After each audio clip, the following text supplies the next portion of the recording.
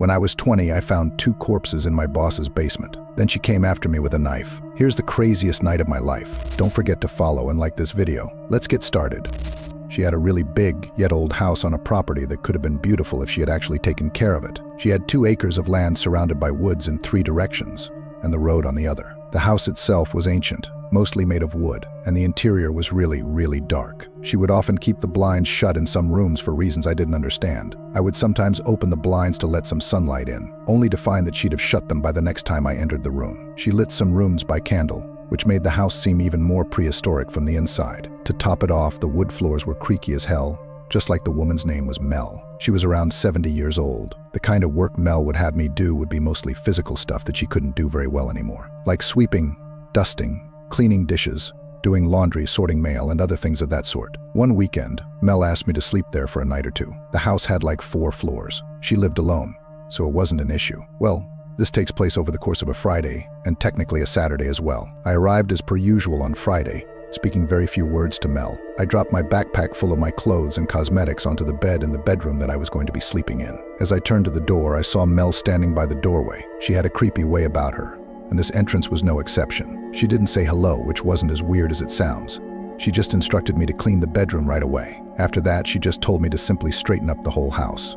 And then she went upstairs. It was weird, she would seem to walk back and forth. There were no TVs in this house, so I didn't know what she could have been doing. One thing that I found bizarre was how protective she was of her basement. She made it clear it was completely off limits, and she didn't want me going down there. Nighttime came, and I went to bed early. This was before smartphones were a thing, so I didn't even know what time it was. It was probably 9 or 10 o'clock though. For the first few hours, everything was peaceful. However, I still had trouble finding her, falling asleep, given that it was the most uncomfortable bed I'd ever been in. It felt like hours later that I started hearing footsteps outside my room on the creaky floors. It sounded like Mel was passing my room really slowly. Maybe she was just going to the bathroom. A few minutes later, I heard her footsteps again, but then she stopped outside my door. This time, I sat up and listened. I could hear the creaking from behind the door of Mel standing there, and it was starting to creep me out. She finally walked away. I heard her go down the stairs, and then I heard a door open and close from downstairs. I had a feeling it was the basement door. It was a while later that I heard the door open and close again, and then heavy, slow footsteps coming up the creaky stairs. The footsteps once again came to my door, then stopped. I sat up once again to listen,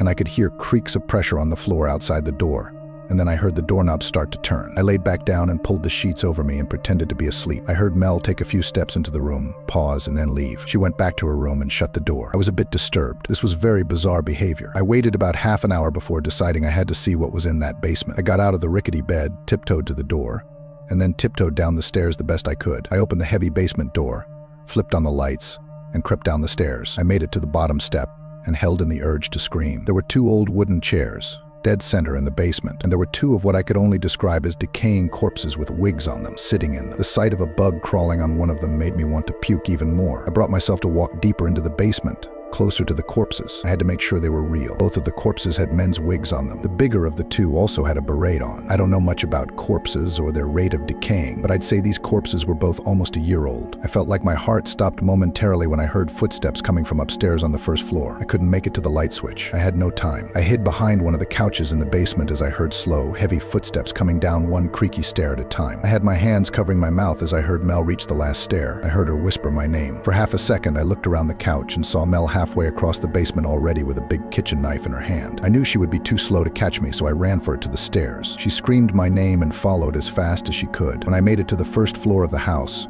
I ran upstairs to the bedroom I was sleeping in to grab my backpack. By the time I ran back downstairs, Mel was at the top basement step. I ran out the front door into my car. I turned it on, caught my breath, looked to the front door of the big old house, and saw Mel standing there. I drove off the huge property and down the road, making it back home within 10 minutes. Fortunately, I never gave Mel any of my information, such as my address or my phone number, so she was never able to contact me again. If I had to guess, I'd say one of those corpses belonged to her dead husband that she'd mentioned twice to me. As for the other, smaller corpse, I have no idea. But regardless, it was a disturbing scene to witness, and something was way off about that woman.